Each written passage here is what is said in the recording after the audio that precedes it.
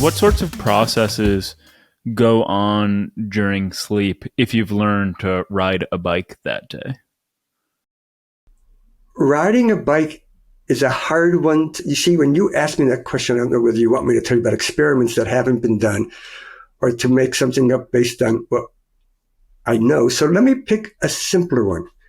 I'm going to teach you to sit at your computer terminal, take your left four fingers and put them on the keys 1, 2, 3, and 4, and type the sequence 41324 over and over again as quickly and accurately as you can.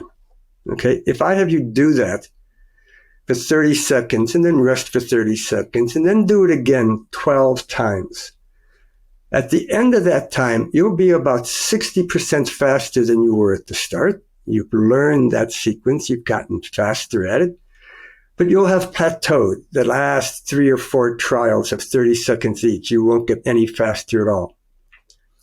If I do that in the morning, send you away, bring you back 12 hours later that evening and have you sit down and type, you will type that sequence exactly as fast as you were at the end of training. You won't have forgotten it at all. You really learned it. But if I train you in the evening and bring you back 12 hours later again, but after a night of sleep, you'll be 20% faster.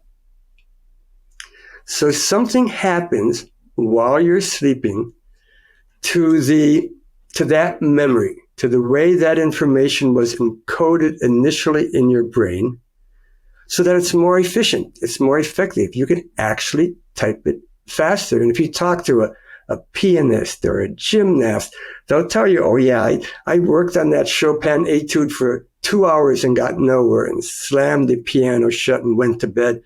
And I got up the next morning and played it perfectly the first time through. And they have magical thinking. They say, oh, I was just tired at the end of training. But no, they actually got better over sleep.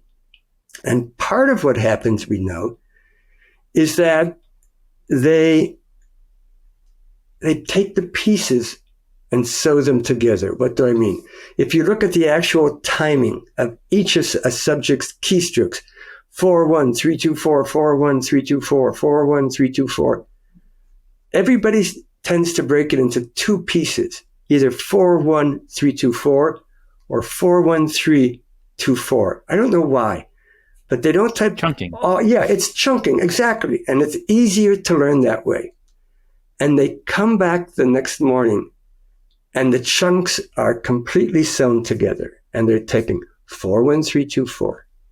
So that's one thing that happens while you sleep. If you've chunked information, the brain identifies the chunks, and whatever it is that connects them is strengthened enough so that now it's one coherent whole instead of chunks. So everybody learns phone numbers by chunking. It's very funny. If I give you a 10-digit number, just write it down. 61723333768. You can't remember it. But if I tell you it's my phone number, and it's actually 617-233-3768, it's much easier for you to learn. And yet, when I think of it, it's gotten all smeared into one again. So this is something that sleep does, and it doesn't happen while you're awake. It's not just the brain needs time to do this. The brain needs sleep. And that's part of what makes it faster, but you also get faster on all the keystrokes. You get faster typing every single keystroke. So that's a cat, not a dog. I'm sorry. No, you called her a pup, and I thought that was kind of funny. I thought you were just being cute, but no, it's a cat. It's a cat. So she's my co-host. So there's a great, by the way, example of non-declarative knowledge. I look at her and I say, oh, duh, I'm sorry, that's a cat. But if you were a Martian and asked me, how can I tell if this animal is a cat or a dog? Most people have a very hard time answering that question. Tell me, what's the difference in appearance between a cat and a dog? How do you tell them apart? Yeah, I was just thinking about that because I would say, oh, well, her ears are pointier than my dog. That doesn't really help you. it would be very difficult for me to articulate the way that she moves. That's different. The contours of her head. It would be very difficult. I think the only thing I can really point to you immediately is the shape of her eyes or her irises. But if you just saw a picture of a cat or a dog, you wouldn't have to look at their eyes to instantly know. No, you're right. That's a cat or a dog. So that's something we learn not by being taught 2 + 2 is 4, by being told, this is a doggy. Oh, look, this is a kitty. Here's another kitty. Here's a doggy.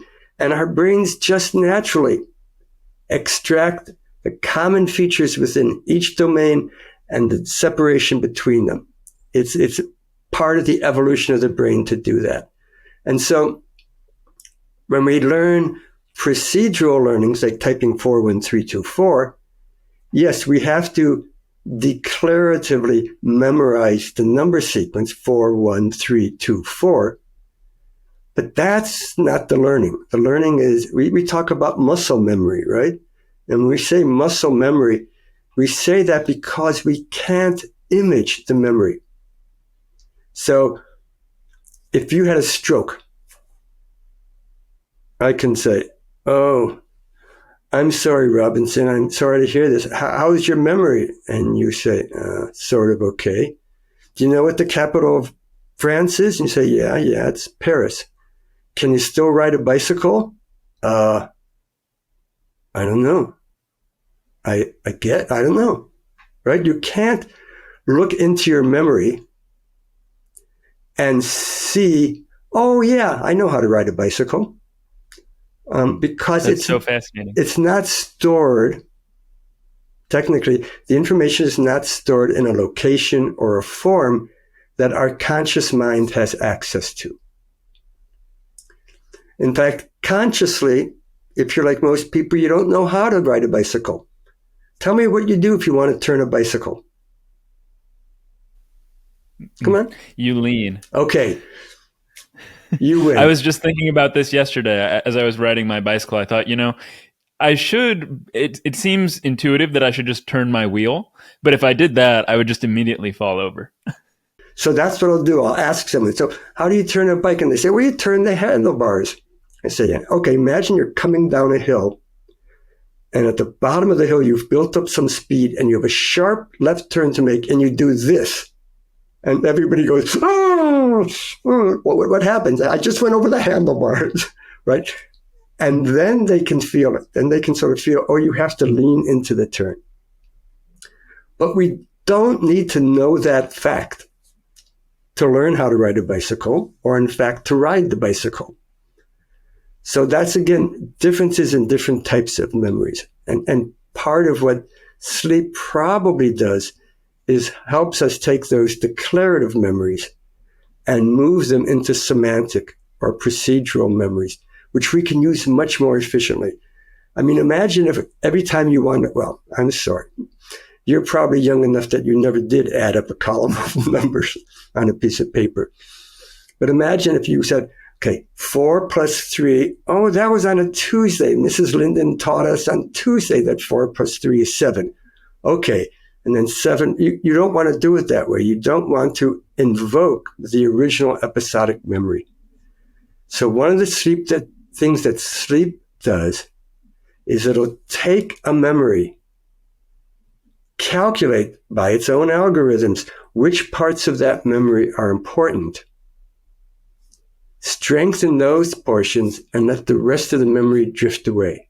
So when you come back to it later, you can go right to the core of what you need.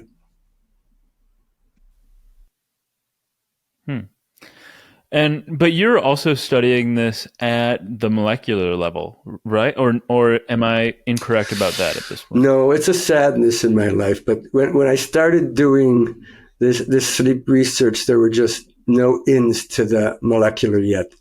And so I decided to settle for working at the sort of cognitive, psychological, neuropsychological level. So I myself have not done cellular work, but a lot of it has been done now. But I'd still like to better understand the the way that the neural dimension comes in here. So first, with regard to this experiment with the chunking and the 41324, which is, I think it was what it was, 41423. 41324. Okay, great. So you you talked about how you run the experiment. Uh, then you explained how it works at a conceptual level with the chunking and what you think happens overnight. But are you also, when you're conducting the experiment, uh, somehow monitoring the participants' brains to see what's happening at the neurological level? I haven't, others have.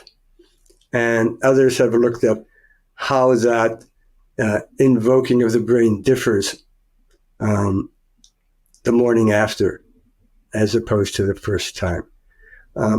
And what we see when they're learning it is that most of the activity is, again, in what's called motor cortex, which is a strip of cortex, one on each side, one for each side of the body, which actually controls our motors. If you go in there with an electrode and stimulate a place in the brain, my finger goes like this, then you stimulate somewhere else, and my arm goes like this. And that's the region that's activated. What we find after night of sleep is that the activation in that area is increased. So now you get more activity in that region of the brain while typing it than you did when you initially learned it. So it seems as if it's actually strengthening, that by strengthening the representation of the memory, it allows that cortex to be more actively driving that behavior.